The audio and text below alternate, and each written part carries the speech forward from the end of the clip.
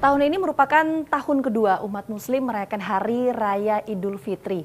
Meski di tengah keterbatasan, tapi tentu tidak mengurangi makna dari Hari Raya Idul Fitri. Bagaimana kemudian memaknai Hari Raya Idul Fitri di tengah pandemi COVID-19? Kita akan langsung diskusikan hal ini bersama dengan Ustadz Khalid Basalamah. Assalamualaikum warahmatullahi wabarakatuh, Ustadz. Waalaikumsalam warahmatullahi wabarakatuh. Minal aizin wal faizin, mohon maaf lahir batin sebelumnya. Sama-sama. Ustadz, gimana, apa kabar? Sehat? Baik semua, alhamdulillah. Alhamdulillah sehat. Momen lebaran seperti ini, nggak mudik Ustadz? Atau tetap di Jakarta aja? Tentu saja tidak, kita akan ikut pemerintah. Nah, ini karena di tengah pandemi seperti ini Ustadz ya. Ya. Banyak di luar sana kita temui Ustadz, bahwa masyarakat ini kemudian tetap memutuskan untuk mudik, pulang ke kampung halaman dengan alasan yang beragam. Misalnya, kalau tidak silaturahmi secara langsung, kurang afdol untuk memaknai Hari Raya Idul Fitri. Kalau Ustadz menanggapinya seperti apa? Allah sudah berfirman, bagi setiap muslim harus faham tentang ayat ini. A'udzubillahi minasyaitonirrajim. Ya ayyuhalladzina amanu atiiullaha wa atiiur rasul wa ulil amri minkum. Hai orang beriman, taatilah Allah, taatilah Rasul, dan taatilah pemerintah setempat kalian. Peraturan pemerintah sudah jelas. Larangan mudik pun bukan melarang silaturahim. Bukan juga membatasi setiap muslim untuk bertemu dengan kerabatnya. Tetapi memang keadaan yang tidak memungkinkan. Dan ini betul-betul harus ditanamkan dalam hati setiap orang di antara kita kalau ini ada maslahatnya. Maslahat buat diri kita dan maslahat buat orang-orang di sekitar kita, termasuk kerabat yang didatangin. Oleh karena itu peraturan pemerintah sudah diterapkan, harus ada batas dan tidak boleh mudik. Dan ini silaturahim sebenarnya kan bukan hanya pada saat Idul Fitri. Kita kan silaturahim selama kita hidup, kita akan terus silaturahim. Maka waktu masih banyak. Cuma di masa sekarang, apalagi kalau mudik rame-rame, mungkin akan terjadi kepadatan, akhirnya lebih mudah menular COVID ini. Dan akhirnya mudaratnya lebih besar kepada masyarakat dan juga negara. Kita juga ingin tahu cerita dari Ustadz, kan ini tidak mudik.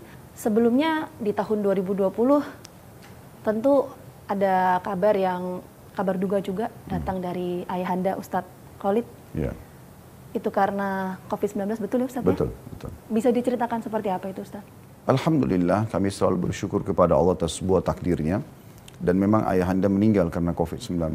Dan Alhamdulillah pada saat itu saya mengingatkan keluarga dan juga orang-orang di sekitar saya. Dan Alhamdulillah cuplikan itu ternyata menyebar juga sih secara nasional. Agar mengikuti protokol yang ada. Sampai kami tidak mengurus jenazah beliau, rahimahullah, tidak memandikan. Biasanya hampir seluruh kerabat yang meninggal dari kalangan laki-laki, saya mengurus jenazahnya. Mandinya, kafani, segala macam. Karena mereka menganggap mungkin tanda kutip saya lebih paham dari kerabat yang lainnya.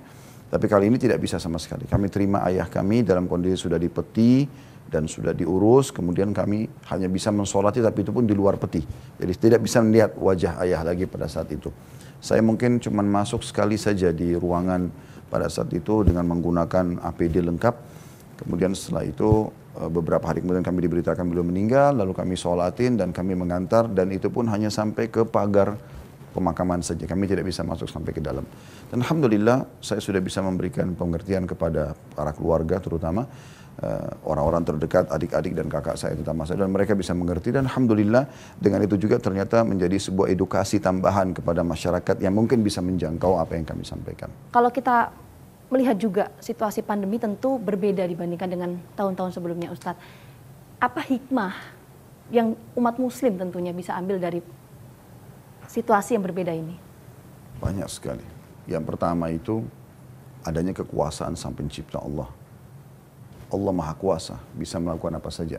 Dan Allah mendatangkan cukup satu virus atau seperti ini ya, virus yang sangat baru dan tidak nampak secara kasat mata bisa membuat satu dunia pandemi.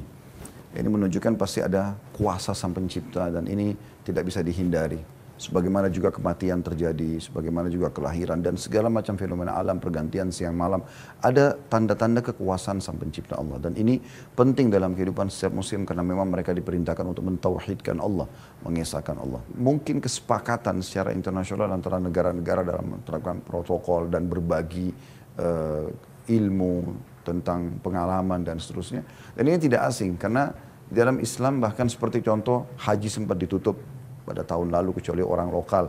Mungkin tahun ini pun Allahu alam tidak tahu. Tetapi sempat masjid ditutup, Jumat ditiadakan segala macam. Ini bukan baru dalam Islam. Dan yang luar biasa bagi setiap muslim, itu ada hadis Nabi SAW yang berbunyi, siapa yang berada di wilayahnya dan terkena wabah ini, kemudian dia bersabar, maka dia akan, dan kemudian dia meninggal, dia akan mendapatkan pahala syahid.